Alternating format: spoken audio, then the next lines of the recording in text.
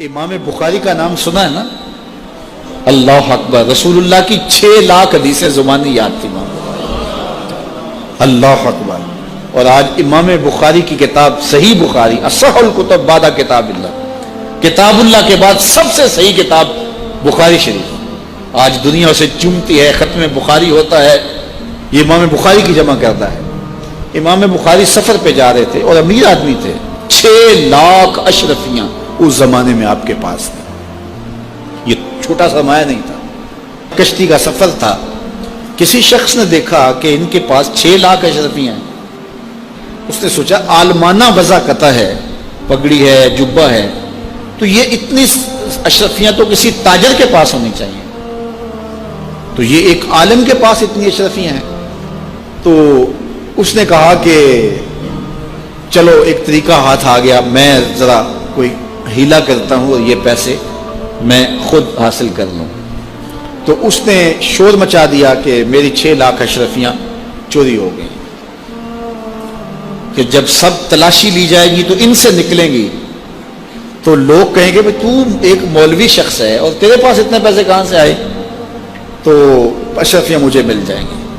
تو جب تلاشی شروع ہوئی تو امام بخاری کی تلاشی لی گئی تو ایک اشرفی بھی نہیں نکلی، کچھ بھی نہیں نکلا، سارا سامان ٹٹولا گیا، کچھ نہیں نکلا۔ خیر چلو، لوگوں نے اس کو کہا تو جھوٹا ہے، تو انہیں خام خواہ جو ہے وہ ایک مکر کیا ہے۔ وہ بھی بڑا پریشان تھا کہ اشرفیاں میں نے ان کے پاس دیکھی ہیں، گئی کدھر؟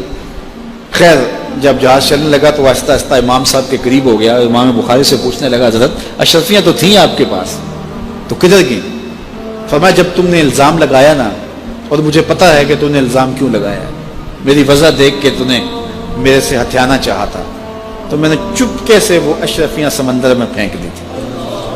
تو کہا حضرت اتنی زیادہ اشرفیاں اور سمندر میں پھینک دیں؟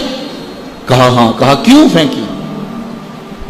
تو حضرت امام بخاری فرمانے لگے کہ اگرچہ وہ اشرفیاں میری تھیں، میری ملک تھی، اور تو نے اگرچہ یہ شور کیا تھا لیکن ایسے مجھ سے لے بھی نہیں سکتا تھا، لیکن ہو سکتا تھا کہ کوئی ایسا فیصلہ ہو جاتا اور اشرفیاں مجھے تجھے دینا پڑتی، یا کوئی آدھی آدھی کر لیتے یا کچھ ہوتا، تو اب میری وضع عالمانہ ہے اور میرے اوپر لگ جاتا الزام چوری کا، اگرچہ میں چور نہیں ہوں لیکن لگتا تو الزام، قیامت تک لوگ میری حدیثیں قبول نہ کرتے کہ اس پہ تو چوری کا الزام ہے۔ تو کہا میں نے اپنے کام کو محفوظ کرنے کے لیے اشرفیاں قربان کر دی، اتنی اشرفیاں صرف اپنے کردار کو بچانے کے لیے، اور ہم ٹگے کے لیے، چائے کی پیالی کے لیے دین بیچ دیتے ہیں، اور پھر کہتے ہیں آج علماء کی قدر کیوں نہیں ہے؟ میاں قدر ہم نے خود بیچی ہے، ایک ہی چیز ہے، یا پیسے لے لیں گے یا قدر لے لیں گے۔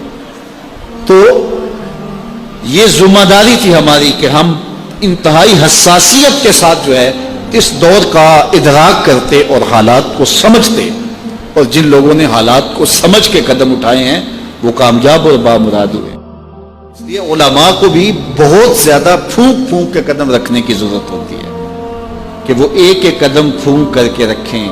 اعلیٰ حضرت نے کتنی خوبصورت بات کی تھی اپنے زمانے میں، آپ نے علماء کو جو نصیحتیں کی اس میں ایک نصیحت کی، آپ نے کہا علماء لوگ تمہیں دیکھ کے دین کے قریب ہوتے ہیں اور تمہیں دیکھ کے دور بھی ہو جاتے ہیں۔ کہا کہ اگر تم نے سنن غیر موقدہ کو چھوڑ دیا تو لوگ سنن موقدہ چھوڑ دیں گے، اور اگر تم نے سنن موقدہ کو چھوڑ دیا لوگ واجبات چھوڑ دیں گے، تم نے واجبات چھوڑ دیے تو لوگ فرائض چھوڑ دیں گے، اور اگر تم نے فرائض چھوڑ دیے تو لوگ کہیں دین نہ چھوڑ دیں۔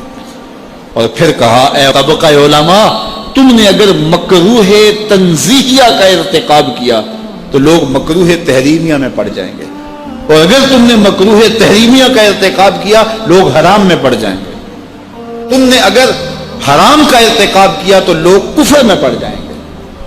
اس لیے علماء کو آج کے دور میں نہیں، ہر دور میں اپنے کردار کو بڑا صاف رکھنا۔